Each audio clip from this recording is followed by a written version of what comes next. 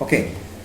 Hi. So that is the place where people were getting together and they were getting to know each other. And how do we sit in lodges? We travel by train, we travel by bus, we sit at the tea shop, we talk about while having tea. There are other people also who suddenly start speaking something. We get into a conversation and we start giving our own point of view. So this is how debate starts. People discuss issues, and that's how people came to know. In France, the emergence of the public sphere outside of the control of the state led to the shift from Versailles to Paris as a cultural capital of France. Versailles, why it couldn't happen in Versailles? Because Louis XVI and these guys who were there, 14, 15 and 16, and their nobles, did not want they did not want anything for the common man, right? So this public sphere outside the control of the state, so it was not in that control, so they shifted from Versailles to Paris as the cultural capital of France. Likewise, while in the 17th century the court had decided that what was culturally good and what was not, but in the 18th century the opinion of the court mattered less and consumers became the attributors of cultural taste. What my point? 17th century, the court used to decide what is good for you and what is bad for you, what culture you should refer from. So that was a very tough thing. So people needed a change. You can express your feelings, express your words, express your voice, express your culture, express what you want to do, the freedom of expression. Okay. So in the 18th century, the opinion of the court mattered less, and consumers, the people, the normal people, the consumers and the arbiters of cultural taste became the arbiters of cultural taste. They came to know what is actually culture. Why don't we have our own culture? Okay. Now in the 1750s, during the Querelle des Bouffons, over the question of quality of Italian versus French music, the partisans on both sides appealed to the French public because it alone has the right to decide whether a work will be preserved for posterity or will it be used by grocers as a wrapping paper. Understood? Now Querelle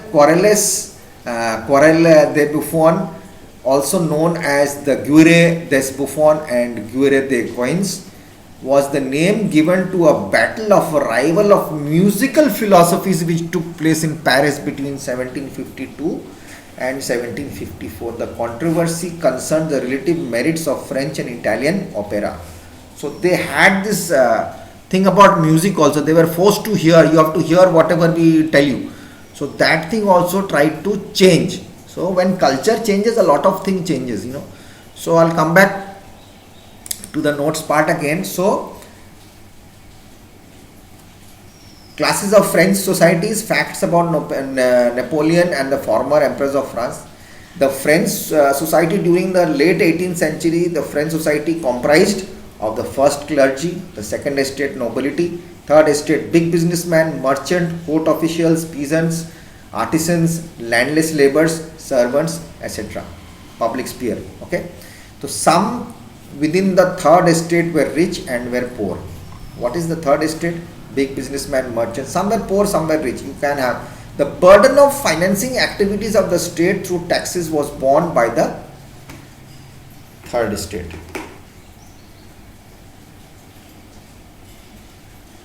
The burden of financing activities was put on this third estate. Third estate, why? They were financing for this revolution. Big businessmen, merchants, court officials, peasants, artisans, landless labor, servants and all. This burden was given on them, which was becoming very hard. Okay. So the struggle for survival. The struggle for population of France grew and so did the demands for grains. The gap between the rich and poor widened. This led to subsistence crisis. Why should always the poor feel? Why should always there this 16th and all this Louis and all were doing all this nonsense? They were trying to put everything on the poor, and this demand of grains, people were growing, population was growing, food was getting less. And what happened in the earlier part, I told you that because of also natural calamities of the I had told you earlier, economic mismanagement, environment factors leading to agricultural failure. So there were less grains also to eat, food was less. So problems are going to arise. People are going to suffer. When people start suffering, they try to make a revolt. Then they come into the scene. So what happens? Suppose if suppose you in this lockdown, if the shops did not open, but shops really seriously did not open for a few days, and people were going short of food, and there were some. This is a very good example. And at this time also people were charging more on the shops. They were trying to manipulate. They were not doing the right things. Some few stuff of which biscuits also, which was of 5 rupees, was selling at 15 rupees. Can you imagine? What is the use? And here the government is giving us ads and giving us information on the radio or on the news that please do not charge, nothing will be charged extra, whatever is there will be the same price.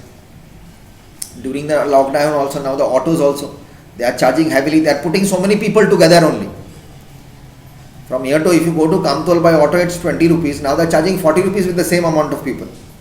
This is manipulation. So this is not right. So this is what is hurts the government. So, but some people will say, the common people will say, oh, it's okay. Who's going to fight against them? Tomorrow we might not get a auto. But there is a group of people who really do go ahead and want a revolution, and things have to be put in place. If it does not go on, we accept the negativity of the society, right? So that's how things happen. Revolutions take place. Okay, so we'll come back to France. Forget about us going to Kamtol. And so the struggle widened the crisis between the subsistence crisis, the growing middle class. Now the estate was educated and believed that no group in the society should be privileged by birth. That by birth, because you are here, you want to be of here, you will get land and all that. No, none of that. But these ideas were put forward by philosophers such as Locke and the English Locke, the English philosopher, and Rousseau, the French philosopher. The American Constitution and its guarantee of individual rights was an important example of political theories of France. These ideas were discussed intensively in salons, coffee houses, spread among people through books and newspapers. These were even read aloud, public sphere. Just now I explained it to you. So that's what all happened. So people had to get to know what is happening. The outbreak. Now what was the outbreak of the revolution? The French Revolution went into various stages. They passed through many stages, various. When Louis XVI became the king of France in 1774, he inherited a treasury which was empty. There was growing discontent with the society of the old regime. People were not giving the rights, okay, and they were manipulated, they were dominated. So these things were going on. So when King Louis XVI came, he found an open cupboard without any cash. Now he can't blame his for the 14th and 15th, but he had to face it. So there must have been a game plan where whichever thing took place. Okay, so this is how it happened.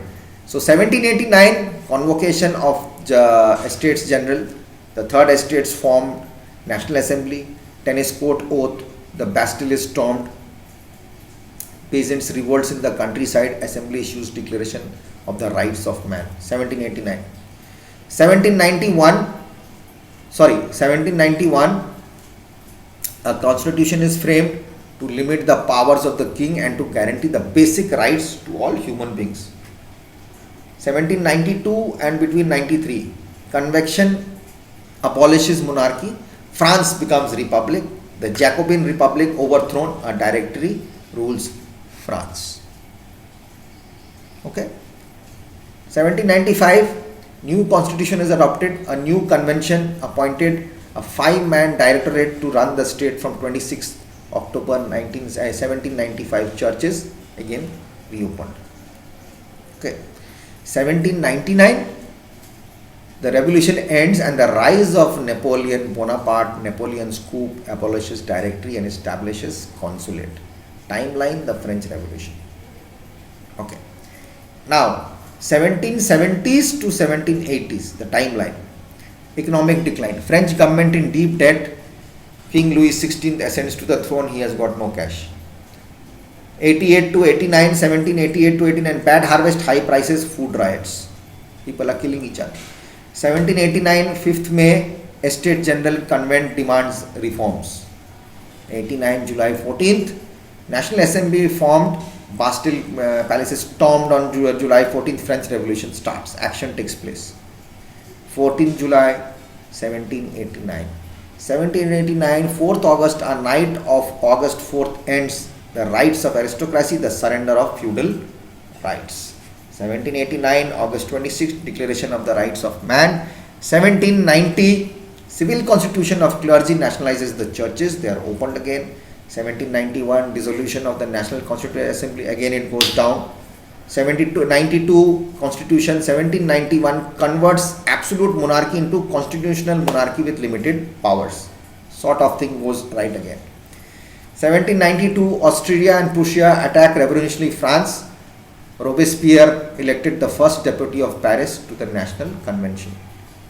93 16 Louis XVI and Marie Antoinette were executed.